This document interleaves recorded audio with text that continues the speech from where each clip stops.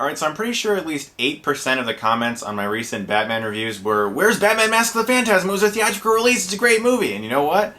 I agree with you wholeheartedly. The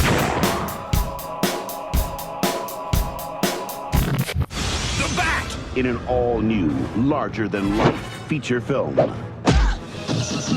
the Dark Knight confronts his newest and most menacing villain. Your angel of death awaits. The Phantasm. I want you. Now, if you guys didn't know, every once in a while I like to do this segment called an overlooked review. It's a movie that I think is great, but not too many people know about or just isn't recognized as much as it should be. And Batman Mask of the Phantasm is exactly that. Before Batman Begins came out, this was actually my favorite Batman film. It was released theatrically in 1993. It was based off Batman the Animated Series. Such a great television show. If you have not checked that show out, it is Batman the way he should be. I recently picked up volume 3 of the show. I've been watching it. It's so good. It's such a great show. If you haven't checked it out, check it out, please. And now we get a theatrical version of that show. And you know, I remember when I was a kid and I first saw this movie. In fact, you know what? Let me show you something. This is what dreams are made of right here. VHS clamshell case. Oh, that smells like when I was a kid.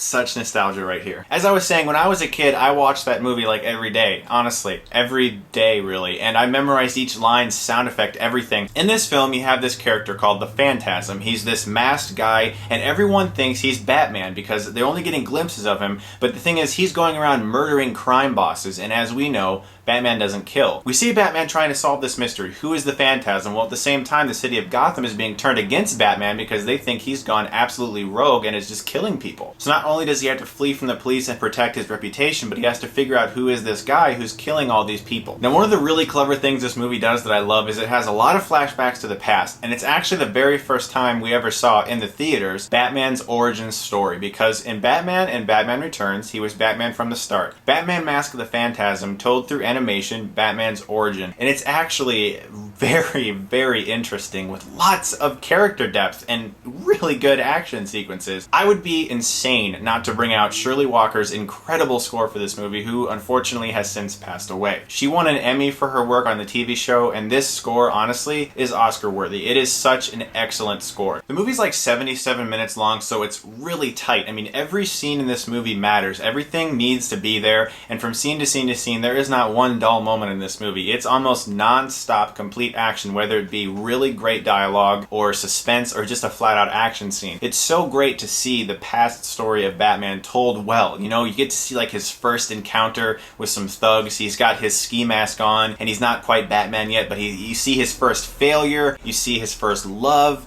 You get to figure out how Alfred and him had a great origin relationship and how he's like a father figure to him. This is honestly very similar to Batman Begins in a lot of ways. It's just that it's animation, it's a lot shorter. This is honestly one of the best Batman movies out there. It's my favorite one besides the Nolan ones. The Joker is in this movie as well, voiced by Mark Hamill. Yeah, Luke Skywalker.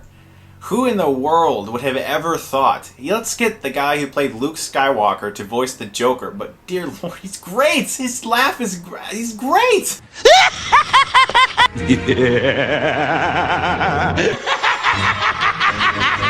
His laugh is perfect. It's so awesome. It's funny. I feel bad for him kind of. You see a lot of Comic-Con videos where people just asking him to do the laugh, and that seems like that's all he does is sign Star Wars pictures and laugh like the Joker. But hey, he's good at it, man. One of the things that's so cool about this movie is those characters. You know, the character of Batman is the way he's supposed to be. He's a dark, brooding character. He is the Dark Knight in this movie. He cares about the citizens of Gotham. He's not just some showy superhero who wants to go out and get into some whimsical adventure. He is a dark, messed up, psychological character, and it really shows in this movie through the writing. The look of the movie also is really impressive. It's got this total 1940s film noir thing going. The animation is so cool, how it makes the city look really murky and dark, but it just, the colors and the life that are portrayed through this animation, it's such a great world that they made for Batman. It really evokes the feel of the darker Batman comics. Another thing that's so great about this series and this movie is Commissioner Gordon and his relationship with Batman. They actually have